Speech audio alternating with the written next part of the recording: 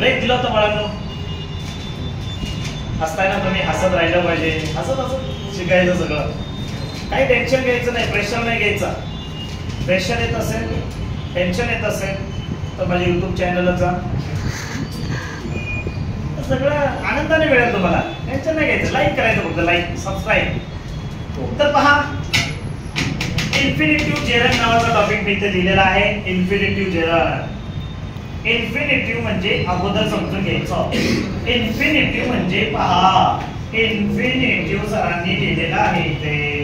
Infinitive म्हणजे काय तर सरांनी इथे लिहिलेला आहे, इन्फिनिटिव्ह म्हणजे टू आणि टू च्या पुढे येणारं वर्ब असतं, म्हणजे टू इट, टू च्या पुढे येणारं वर्ब असतं टू ड्रिंक, टू च्या पुढे येणारं असतं टू सिंग, टू च्या पुढे येणारं वर्ब असतं टू हेल्प. असे टू च्या पुढे येणारे हे वर्ब असतात, त्याला म्हणायचं इन्फिनिटिव्ह. काय म्हणायचं? इन्फिनिटिव्ह. सर परीक्षेमध्ये प्रश्न काय विचारणार? तुम्ही नुसतं शिकवता, प्रश्न पण सांगा ना काय विचारतील. प्रश्न असा विचारतील बाळांनो, काय आहे? सोपा प्रश्न आहे.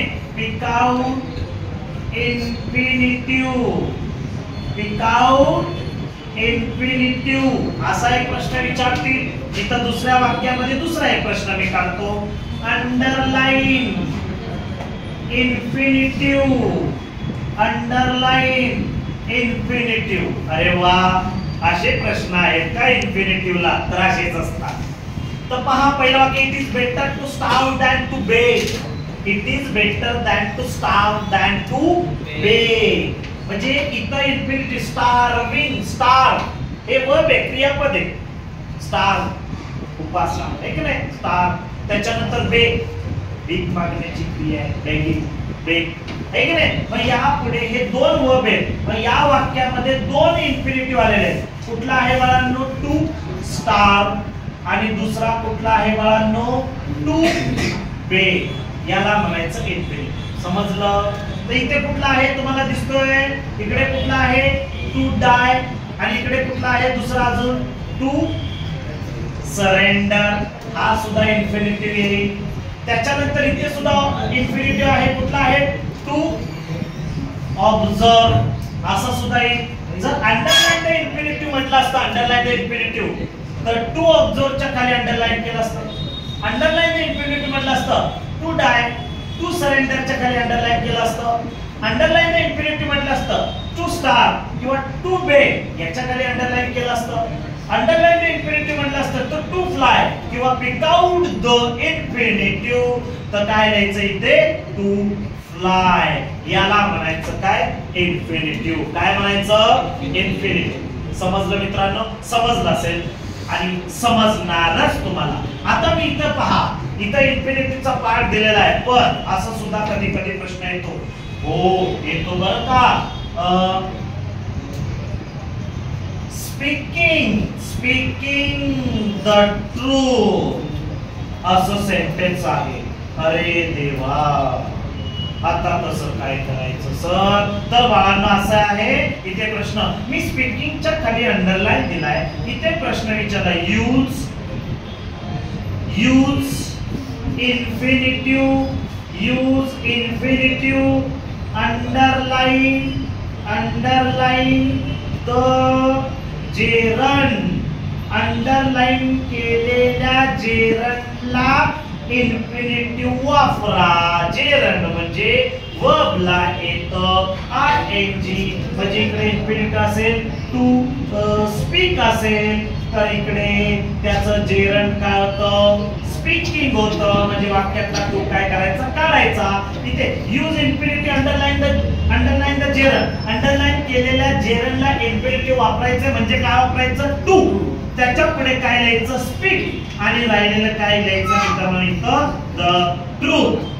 याला म्हणायचं काय? Under use infinitive underline the gerund. Underline केलेल्या जेरंडला आयएनजी ला काढायचं आणि इन्फिनिटिव्ह द्यायचं टू स्पीक द ट्रूथ. समजलं मित्रांनो? आता इथे प्रश्न परत मी बदलतोय. पिक आउट इन्फिनिटिव्ह दिसतंय बाळांनो? हा समजलाच असेल तुम्हाला टॉपिक.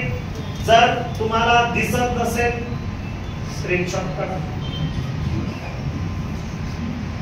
नोट करा. नसेल समजला जा ना माझ्या चॅनलला राव, मजा वाटेल तुम्हाला. पहा इकडे टॉपिक असा आहे, प्रश्न विचारलाय पहा. मी इथे प्रश्न इथे आता दुसरा टॉपिक येतो टू स्टार्ट टू बेक आणि इथे क्वेश्चन विचारलेला आहे use gerund under line the infinitive.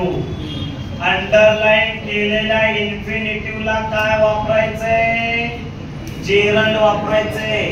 मी केलेलं अंडरलाइन टू स्टार आणि टू बे यांना जेरंड वापरायचंय. घ्यायचंय सब्जेक्टिव्ह, टू बी चरोकीच बेटर तसंच टू वाक्यातलं काढायचं. स्टारचं काय करायचं इकडे? स्टारविंग ई जाऊन आयएनजी त्याच्या पुढे दॅन पुन्हा इथला टू काढायचा.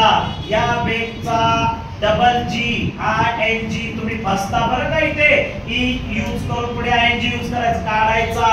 A E I O U स्वर आले तर इथं A E I O U मधला ई स्वर आलाय म्हणून इथे डबल लेटर घ्यायचा, अल्फाबेट डबल घ्यायचंय. बेगिंग समजलं का? इथे सुद्धा तसाच प्रश्न विचारला. काय? टू डाय इज बेटर नाही better, better than to surrender. Infinitive केले प्रश्न तोच. Use gerund underline the infinitive. तर एकदा वाक्यातला टू काढायचं. डायचं काय करायचं इकडं? डाइंग असं नाही D I I N G D Y I N G dying is better. त्याच्या पुढे दॅन वाक्यातलं टू काढायचं. सरेंडरचं काय करणार? सरेंडरिंग. याला म्हणायचं जेरंड, याला म्हणायचं प्रेझेंट पार्टिसिपल. समजलं का बाळांनो? तर तुम्हाला दिसतोय टॉपिक दिसला आहे. स्क्रीनशॉट काढा, समजून घ्या. नसेल समजला तर माझ्या YouTube चॅनलला जा आणि लाईक करा, सबस्क्राईब करा. आवडेल तुम्हाला. हसताय ना तुम्ही? हसलेच पाहिजे. हसत राहा बाळांनो. हसत मुखाने कुठलाही टॉपिक कुठलंही काम हसत मुखाने करायचं. तसं मी हसत मुखानेच तुम्हाला हा टॉपिक सांगितलेला आहे. धन्यवाद. भेटूया पुढच्या टॉपिकला.